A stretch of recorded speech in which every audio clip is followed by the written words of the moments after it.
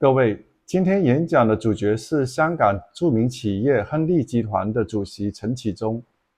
他面对外国媒体连番提问，从中国崛起、地缘政治到价值观冲突，几乎没有回避任何敏感的议题。整场谈话像一场唇枪舌剑的辩论，而陈启宗的回答更像是一堂关于世界秩序的现实课堂。他首先回溯历史，3000年里，中国长期是世界文明的核心，而过去200年则是屈辱和衰落。如今14亿人的复兴是回到了历史趋势，而非偶然。他直言，经济实力必然带来政治与军事力量，这个是历史规律，不是任何国家的选择题。陈启宗引用了1996年台海危机的例子，当年美国2艘航母驶进台湾，中国束手无策，这让北京下定了决心，必须要建设自己的海军，以保护能源和海上通道。面对西方对中国野心的质疑，他也频频反问，到底是谁在遏制谁？在他看来，美国数十年来在全球布局军事力量、制裁和围堵，如果有人一定要遏制你，你难道要躺下任人宰割吗？他用一句略带挑衅的比喻直接击中了争论的核心。主持人追问中国是否想要改变世界秩序，陈启宗的回答是，中国的体量本身就会改变世界，根本无需刻意去做。今天中国进出口总额和美国相当，单凭存在就足以重塑全球的格局。问题不是中国想不想去改变，而是世界是否接受14亿人追求更好生活的权利。谈到西方经常挂在嘴边的共同价值，他现场举例，质疑德国前总理默克尔频繁强调的共享价值观。你坚持你的价值，但为何又要要求别人必须要共享呢？这难道不是划线，不是分裂吗？在南海问题上，他直接祭出2战历史文件和美军护航的记录，强调岛屿主权早已归属中国，其他国家的后期主张只是趁中国虚弱的时候想要获得的机会主义。对于环境、非洲合作、文化输出，它只呈现另外一方面。中国并非只顾着自身的利益，从绿能建筑到非洲投资，陈启宗强调，中国愿意的话也是在承担着责任，只是不想被推成世界第一，也不想被道德绑架。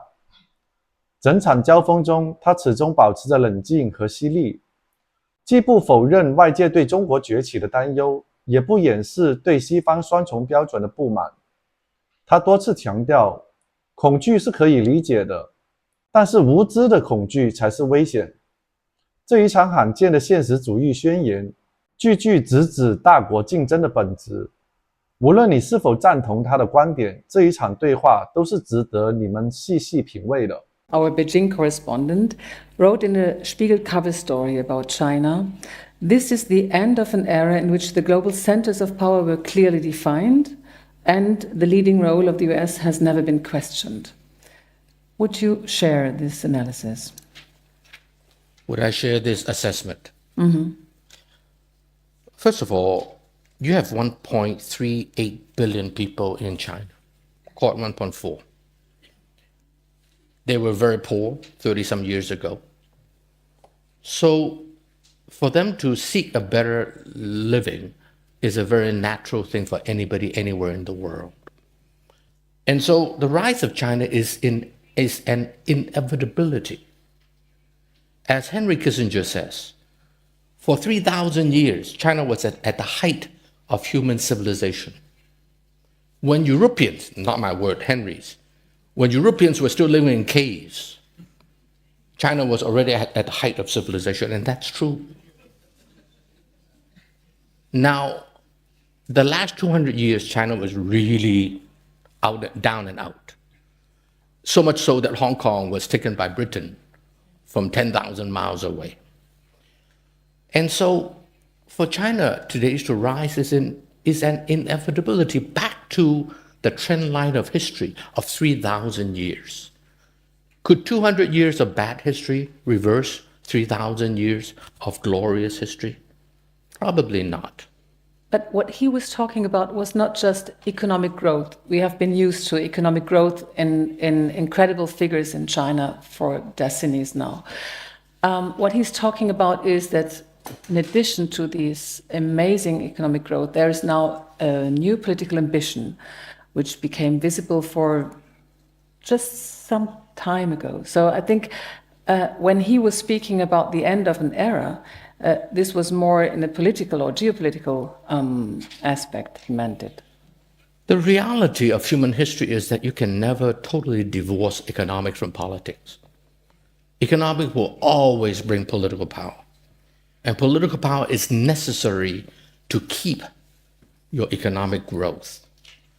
So get used to it.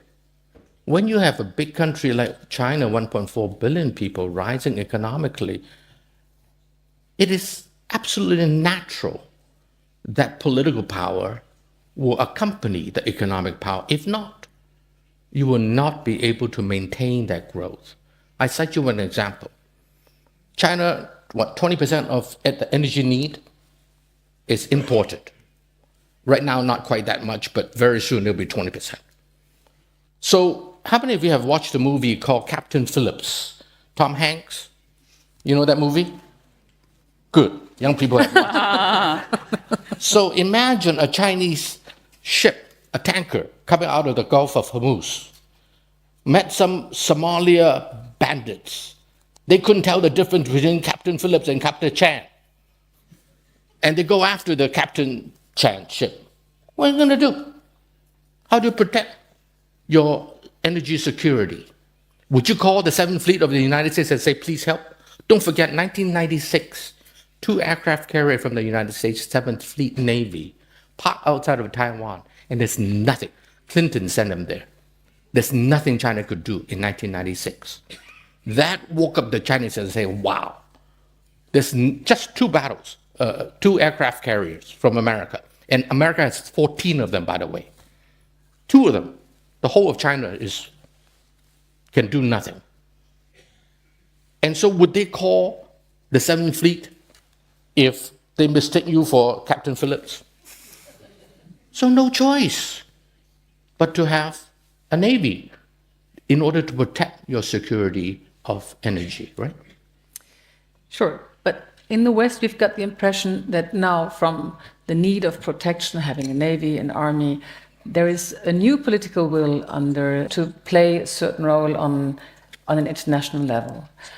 Is there any moment for you, a specific moment you could pinpoint when these political ambitions of China became clear in the near past? I don't think that you can pinpoint a time. Perhaps the 1996 2 aircraft carrier sent by Clinton, President Clinton, was as close to it as ever. That woke up the Chinese. You have no choice but to protect your own economic interest. But that said, China is evolving gradually economically, and the political and military need to protect your economic interests will grow together with the economic rise. So the question rather should be posed to the United States. What kind of relationship do you want to have with China? If you want to have a good relationship with China, China can easily become more like Japan. Although, by the way, Japan has the 2nd largest defense budget in the world. Okay, so it's up to the United States what kind of a world of tomorrow you want. China is just doing what is necessary. In the history of China, in the sense that, we have returned to our rightful sort of stature in the community of nations, and we're no longer going to stick to that policy of, reluctance and hiding our true intentions? That is at a day and age when China was very poor. Its reliance on international affairs is very limited. So of course you do that. Don't cause trouble. But as I said, now 2 things happen. Number one, China's economy is so integrated with the rest of the world. Energy, as I mentioned, also there's food security. And so there is the need that stems from economics, number one. Number two, you have the United States. The United States, everywhere the Chinese turn, Africa, Latin America, Middle East, everywhere you go, America just slapped you on the face. That is just a fact. Just check history of the last 30 years, in particular the last 20 years. So the Chinese say, hey, how do we defend ourselves? We have no choice but to take measures that is commensurate with our economic prowess today. So the fact that enunciated that doesn't mean that it happened that day. It's such a simple-minded way of looking at things that it happened that day, it changed everything. No, there's 30 years of economic development before that gradually drive China into a position where it's so totally dependent in the rest of the world. And America acting in its own way that the Chinese feel very threatened. So eventually, you have no choice but to have a statement such as, so it's Chinese foreign policy, as you said, about economic interests. It's also about containing the US. I'm trying to paraphrase you here, that he believes it's high time for China to transform itself into a mighty force that could lead the world on political, economic, military, and environmental issues. So could you tell us what exactly he has in mind? What are those projects that he's talking about? You know, you mentioned about China containing the United States. Does China have the ability to contain the United States? Or has it been America that has been containing China? And if somebody want to contain you, what are you going to do? Lie down and say, rape me? What do? You have to do what is necessary for your own people. Of course. So, I think you asked the wrong question. It is not China who is containing the United States. It's the United States who is trying to contain China. Point taken. So China have no choice but to react, respond. Then to your other question about what it means. Well, if you're a big guy like China, there are certain responsibilities. Mm-hmm. And in fact, a lot of people are accusing China today for not taking enough international responsibility. So China tried to take some international responsibility, then you come around and say, hey, what's your intention? No-win situation. Such is the world. Wake up, grow up, get used to it. That's the real politique, like it or not. The only thing you can do is be strong enough to protect yourself, economically, militarily, and otherwise, right? Right. So China is doing any other country would do, except that China is a big country. I walk into any room, nobody notice. I'm 1.6 meters. Nobody would notice me. But if I'm Yao Ming, you know Yao Ming? 2.26 meters, the basketball player, NBA. He walk into any room, he'll be noticed. Like it or not, China is Yao Ming, 1.4 billion people. So whatever they do is in the limelight. They cannot hide like I can. So get used to it. There is a LeBron James, Yao Ming, Shaq O'Neal in the world scene today. And if I were to press you to give us 3 important projects, be it in the realm of politics, be it in the realm of military engagement or economic, in the economic field, what would those 3 projects be? I would say number 1, energy security. Number two, food security. Number 3, be a respected member of the international community. That would be my 3. Mm. Any problem with that? I didn't get your point. Are you... Because America has been moving in a particular direction now for, 15, 20 years?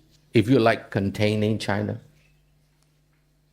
So I suppose you can cross a threshold and get to the next phase. Is that the case? I don't know. What do I know? But what I do know is that there has been a gradual deterioration of the relationship between the United States and China. And the reason is very simple. The United States want to contain China. Okay. So you have to do your best to protect yourself, that's all. An American journalist from the New York Times, but being correspondent in Beijing, Edward Wong, just wrote this month that from trade to internet, from higher education to Hollywood, China is shaping the world in ways that people have only begun to grasp. What is your impression? Do you think the West is aware enough of these epochal changes happening? Whether they are or not is one issue. What is changing is, in actuality, is another thing. Years ago, I gave a speech that says that by China's being weak and out of the international community, they deprive mankind of 20% of the human ingenuity, creativity, intellectual prowess in the world. China is about 19-20% of the world's population, right? And so you never see anything. How many of you have watched a Chinese movie 20 years ago? How many of you have heard of a Chinese artist or a Chinese musician? Hardly. Because China was poor and out of sync with the rest of the world. But today, as China is economically integrated into the global community, as it gets a little wealthier, surely it will unleash the creativity and artistic expression of 1.4 billion people. In that sense, you will be watching movies from China. You will be listening to Chinese artists playing.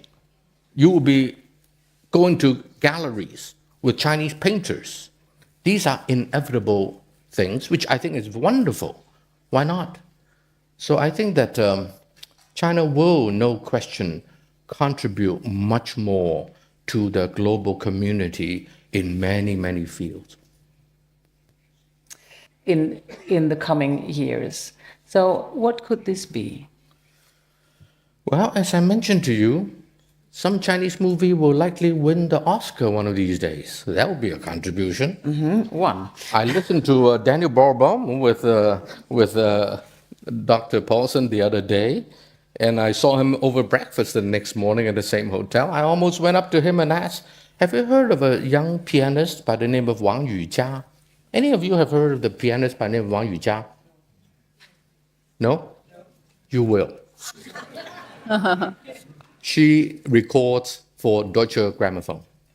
She was a Gilmore Young Artist recipient 2012 or something like that. So you will be hearing these names. There is a student of mine in Berlin by the name of Ning Feng, who is a violinist. And the then premier of China, Wen Jiabao, was there. So they will contribute in many, many ways. But these now you are telling about cultural or art or music. I mean, there are still other. It's beautiful and necessary, absolutely. But there are still other great responsibilities, and such as making the world a better one. Good. Doing your part to have a clean environment. Good. Respect things you're not respecting, perhaps up to now in China. Okay. Let's take some of those as an example. Yeah. Who have been more contributing to African nations in the last 20 years? The Europeans were colonialists in the old days. I made a mistake of saying to the king of Belgium one time, I used the word Congo. The Chinese just traded with Africa. They have their problem, I know that. Especially the private companies. The state-owned enterprises are far better, by the way. And so the model of economic development that China has just underwent in the last 30 years, in my opinion and that of many economists, is far more akin to the condition of many developing economies, such as in Africa and in other parts of the world. And so China can be a great model for a lot of these economies to learn from. For the African economies. Yes, or in poorer economies in general. You talk about the green, the environmental issue.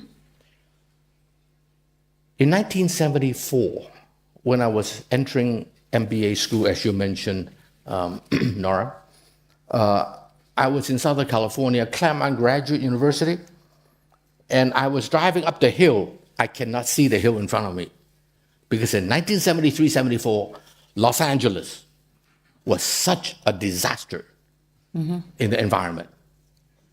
I have photograph here, 1952, London. Remember that? People have to wear masks on the street. So 1952, Britain. 1972, 73, Los Angeles. Now you have 2017, China. Economic development will produce a lot of terrible effects to the environment unless you are really enlightened. But it's not enough to be enlightened. You also need money. George Shultz asked me, George Shultz, the former Secretary of State of Ronald Reagan, asked me maybe 15 years ago, how come China does not build electric cars? All electric cars. I said, good, wonderful idea.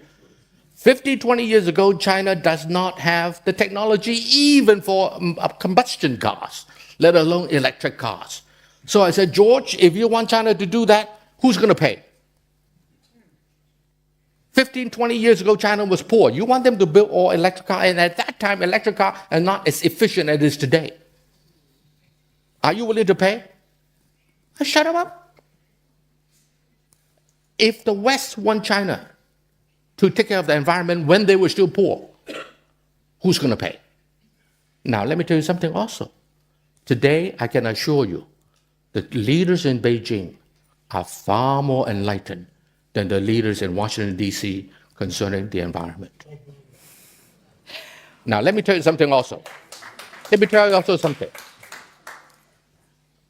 know the U.S. Green Building Council? They take care of building, make sure that they are green, right? The first shopping center that has gold standard of U.S. Green Building Council, what country is it in? China. Does it start with a C? Yes. Second one, China. Third one, China. Fourth, fifth, sixth, China. The fact that they're all done by my company is coincidental. Okay? I think that point is definitely taken, Ronnie. But let's come back to the sort of with great power comes great responsibility thing. You talked a lot about the environment and what China does to protect it. A different issue that comes to mind is migration, which is a global concern. Now, could you imagine that China takes in refugees from, say, Syria or other parts of the Middle East, or even closer to home, maybe from Myanmar? Is that an issue where China could also show responsibility? First of all, I'm not sure if anybody have asked. Why don't you try? So if they did, what would be China's response? I don't know. But I do know history. 1,000 years ago, there were tens of thousands of Jews, at that time refugees. Where did they end up? Nobody took them. China did. 500 years ago, there were 300,000 Arabs in southern China. What did China do to them? Welcome them. In fact, sorry to mention this, but in Second World War, when the Jews were persecuted in this country, the Brits did not take them. They traveled all the way to Hong Kong, They met British colony, don't accept them. They went to Shanghai, China took them. The first place that somebody will take the Jewish refugee was China. So that's an historical example, and that's much appreciated. But let's talk about the present. That's why I suggest you ask them if they would take them. Because China is very big. China is the most populated country in the world. Will they accept? I don't know. I know what your country would do. I don't know what China would do. What would you advise China to do? Depends on the situation. Hypothetical questions are not as meaningful. Still. I don't know. I really don't know the answer. So all I can do is tell you what history has been. The title of these discussions is The World in Disorder or World Order Under Pressure. And I think there's enormous amount of uncertainty regarding the current world order. But there are some things perhaps you can agree on. One is China has arrived or is in the process of arriving on the great power stage. The second is the Western-dominated order is changing, is in crisis, possibly crumbling. Do you see a relation between the 2 points? Is perhaps one point favoring the other one? What do you mean by 1 point? The second one of the Western world in disorder, making the role of China on the international scene even bigger than it was possible before. Whether the West is in disorder or not, the rise of a big country like China, no choice, will change the world order. You don't need to intentionally change anything. Your presence will change everything. Today's trade of China is about the same as that of the United States. So the two of them has trade of what? 4 trillion, 5 trillion a piece, import, export, add together. And so, when you are that big, you will change the world whether you like it or not.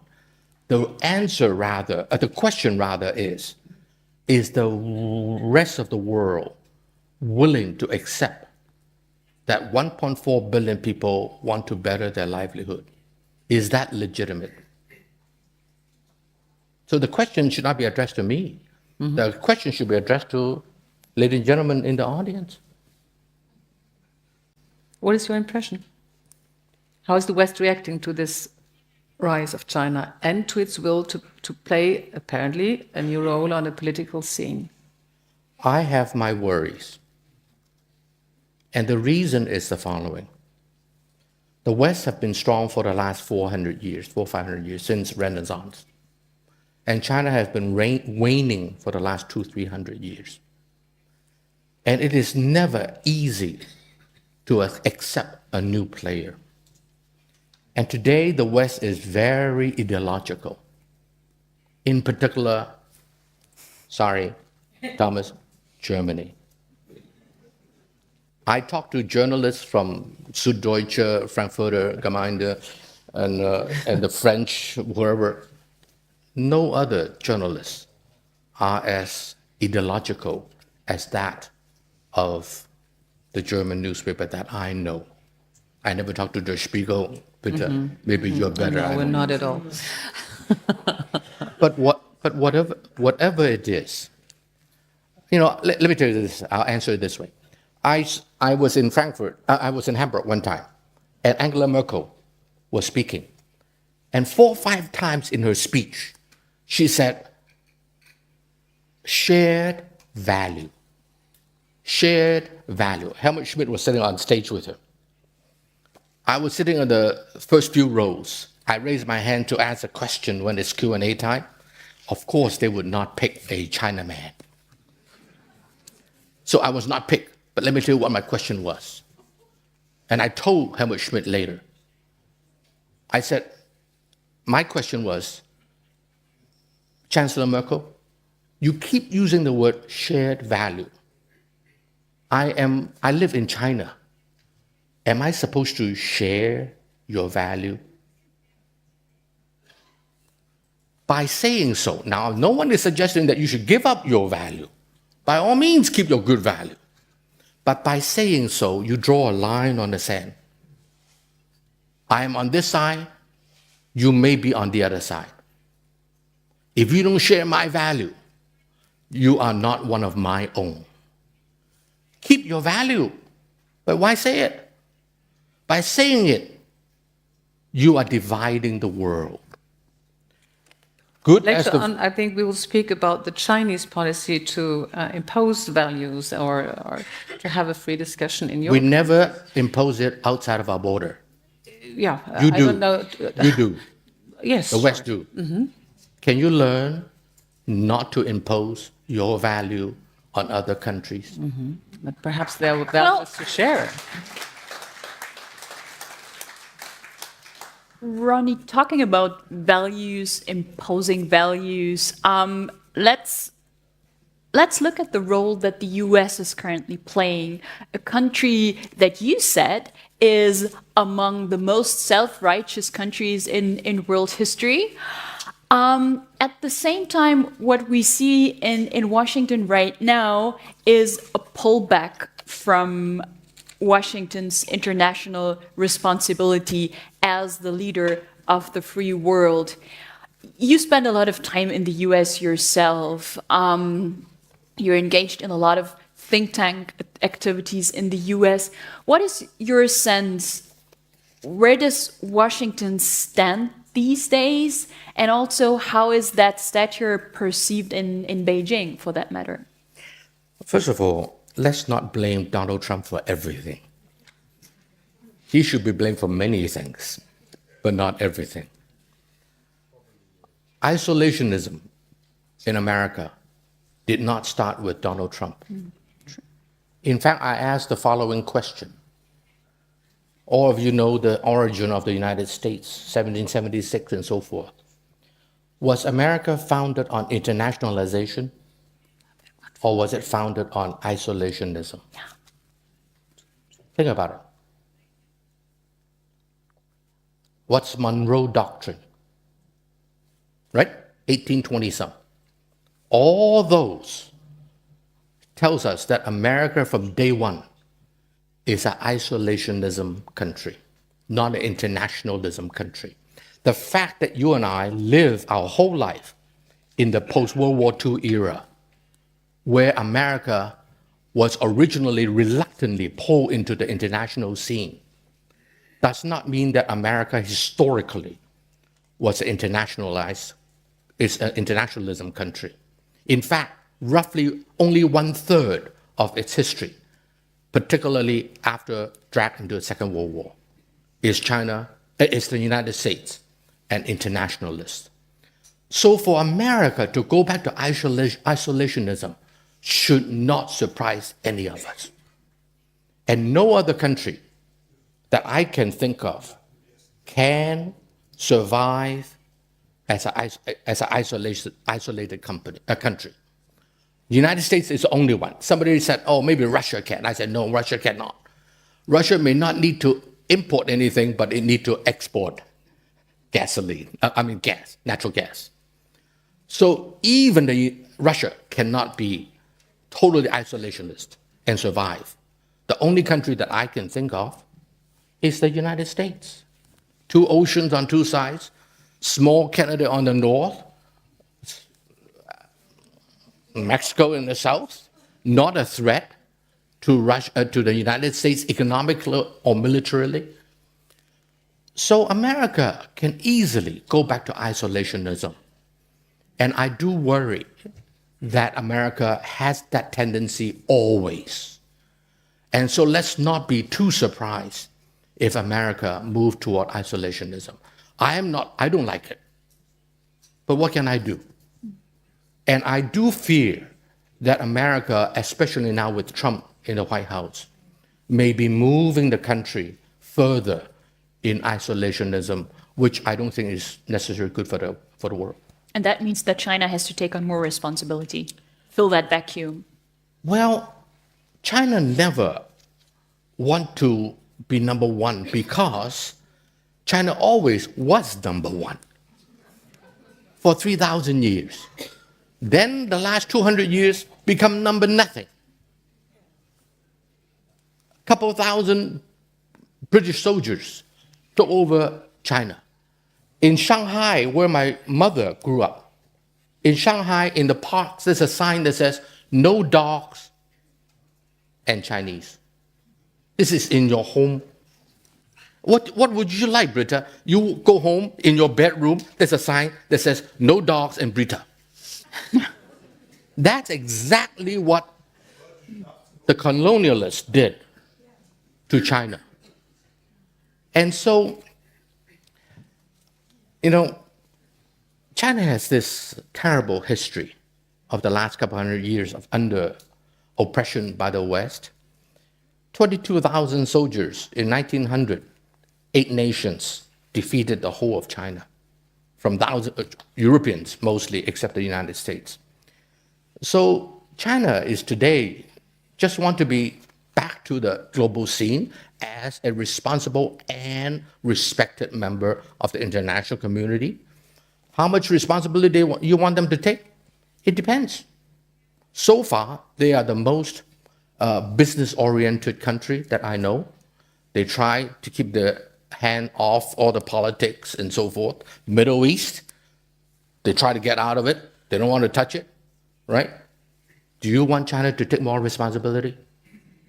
If you do, then let me assure you, somebody will say, see, China is overextended itself, it exerting its influence around the world. So the Chinese say, to hell with it. No win situation, we just do what we want to do. Those who are visiting China these days and even if they can't read Mandarin, they have to consider that there are a lot of books and written works on the end of the West.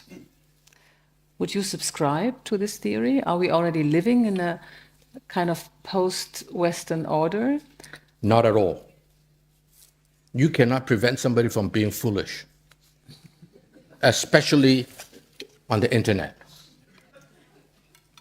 You have foolish people in this country. China has tons of it, just that they have many times more people. You wouldn't agree on that. We're not a system yet. Well, Ronnie, if I may, since we're talking about, China's rise or China having risen to great power status, here's a question that I received from the audience, and let me read it to you. Given China's treatment of Uyghurs, Tibetans, and dissidents, do you sympathize with those who fear the rise of China? Because of historic reasons, the northwestern part of China, Xinjiang province in particular, has always been a mixed area between the Uyghurs and the Han people, which comprise 92% of the Chinese population. It has always been a mixed area. My sister-in-law come from there.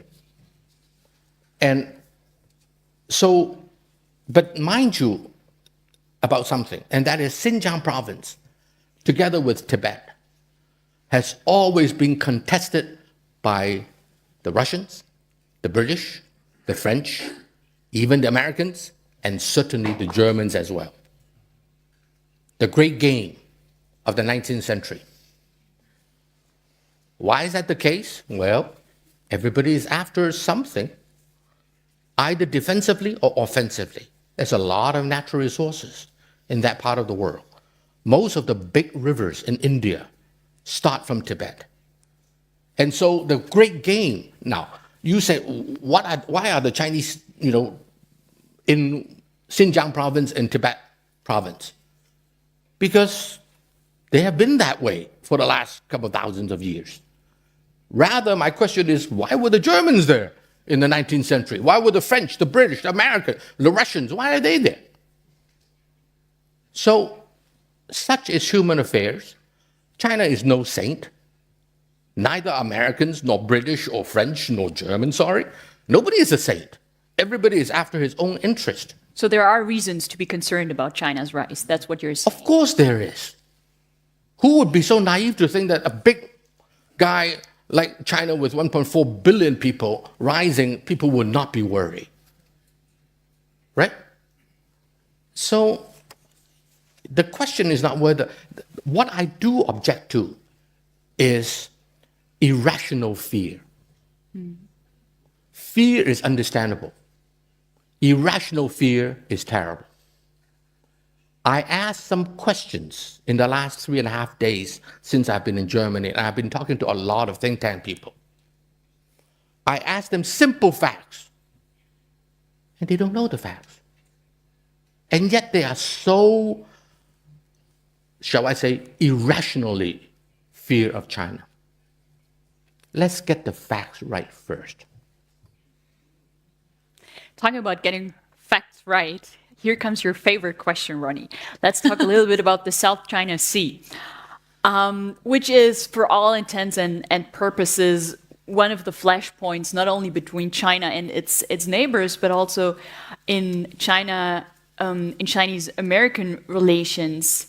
Now, you know, what a lot of people find hard, not only in the West, but also in China's neighborhood, is to square that rhetoric of China's peaceful rise with actions in the South China Sea. Land reclamations, building military bases on those artificial islands. How does that go together? Very simple. First of all, Japan in 1945 has to give back all the territory that it has taken from its neighbors. Who did Japan give all those islands back to? Spratly and Paracel. Who to?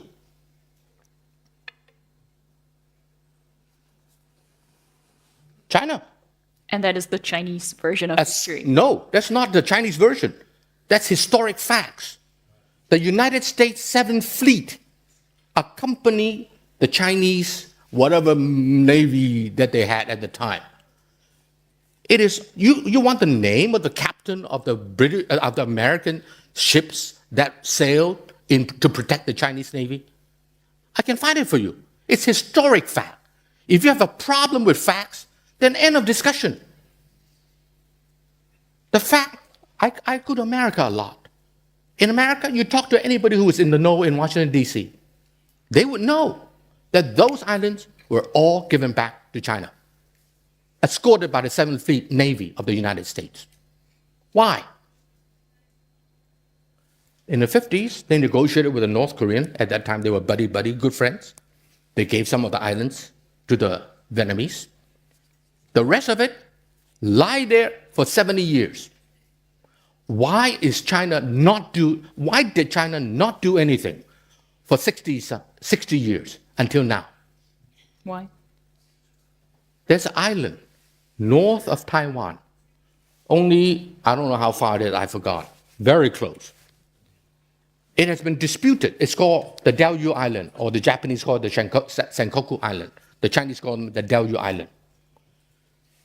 In the Cairo Declaration, at the end of the Second World War, that island, together with the whole of the Ryukyu, were given back to China.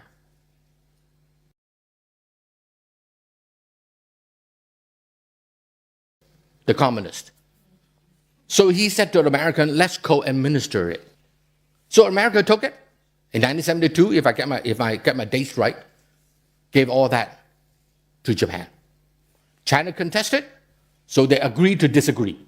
Diaoyu Island, let's leave it to the next generation, according to let's leave it to the next generation to resolve it. For now, we'll agree to disagree. About 4 years ago, Japan announced unilaterally that they bought it from the owner of the island, the occupier of the island, whatever it is, they nationalized it. What did America say? Nothing. So the United States cannot say that this thing belonged to Japan because they know what it says in Cairo Declaration. And don't say that it's not fact. Just go back to the Cairo Declaration and read it. And so, Japan unilaterally took that island. So China did not dispute it, or they disputed it, but there's nothing they can do. Have you ever come across your mind that if you pick on a big guy, you pick on a guy like me, there's not much consequences. I'm a small guy.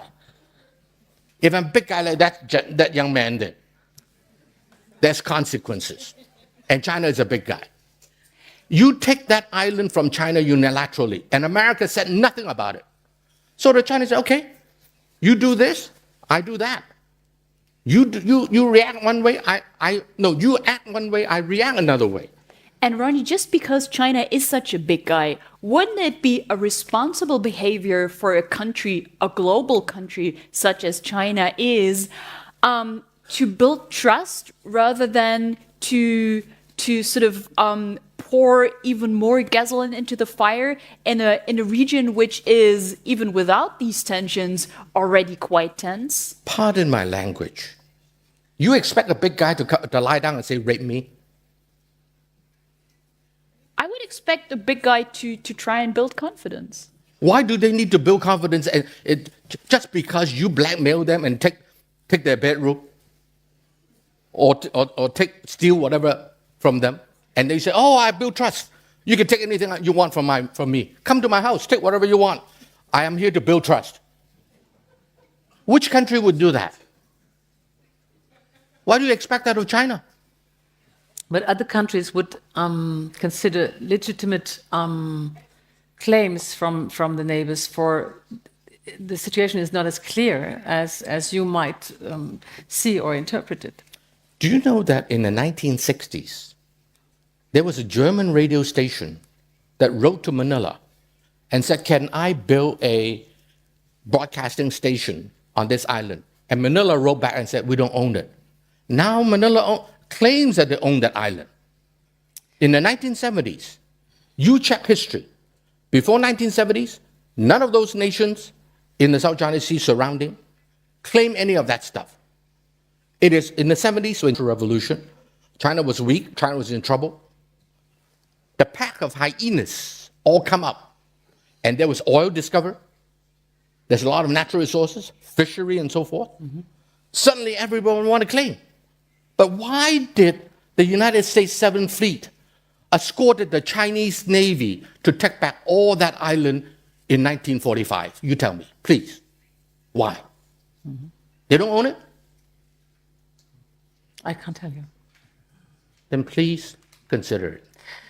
I think, we could perhaps speak another hour about the South China Sea. You have a very explicit point of view on that. America, no, anybody in the know, including David Petraeus, my friend, by the way, ask him about South China Sea, not an issue. Why? They know the facts. Unlike what I saw here in Germany in the last 3 days. I'm sorry. Mm-hmm. In his book on China, Henry Kissinger, who you know very well, warns that one of the biggest dangers to peace in the 21st century will be the clash between Chinese and American exceptionalism.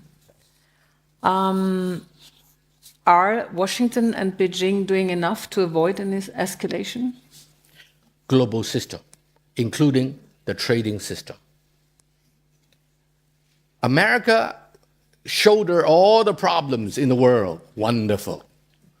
China will be very happy to hide behind the United States. And so, I remember that time I was with Merkel and Henry Kissinger here in Germany.